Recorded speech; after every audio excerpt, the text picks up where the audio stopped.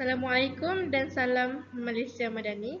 Kami kumpulan Gen Z Hijau mewakili SMK Junjung, Kulim, Kedah dalam pertandingan DIY Make Simple 2025.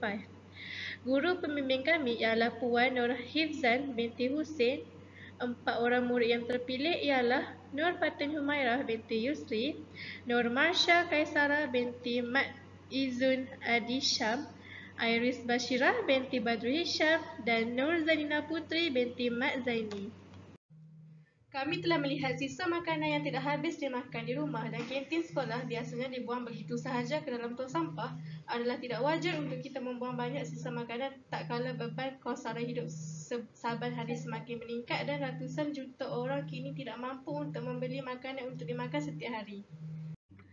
Untuk mengatasi masalah lambakan sisa makanan yang dihasilkan di rumah dan kantin sekolah, kami bercadang untuk menghasilkan biotong, transformasi sisa makanan kepada tenaga.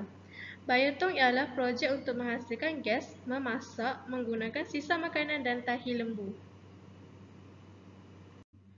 Penghasilan biotong ini menggunakan prinsip fermentasi anaerobik, iaitu proses penguraian sisa makanan tanpa oksigen.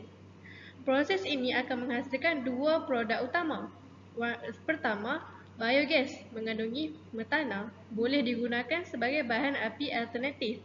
Yang kedua, baja organik sesuai untuk tanaman dan pertanian kecil. Biotong ini direka dengan reka bentuk yang mesra pengguna untuk penggunaan skala kecil, contohnya di rumah, sekolah atau komuniti. Dengan cara ini, kami berharap dapat mendidik masyarakat di sekeliling untuk menguruskan sisa makanan dengan lebih baik. Jom ikut kami ke Mr. DIY Lotus, Kulim untuk mencari barang-barang yang diperlukan untuk menghasilkan biotong. Kami mencari bekas kedai udara bersaiz besar tetapi tidak ada.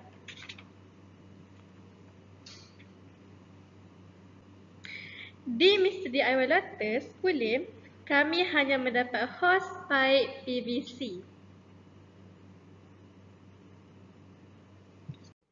Ini antara peralatan yang akan kami gunakan. Ini antara bahan yang akan kami gunakan.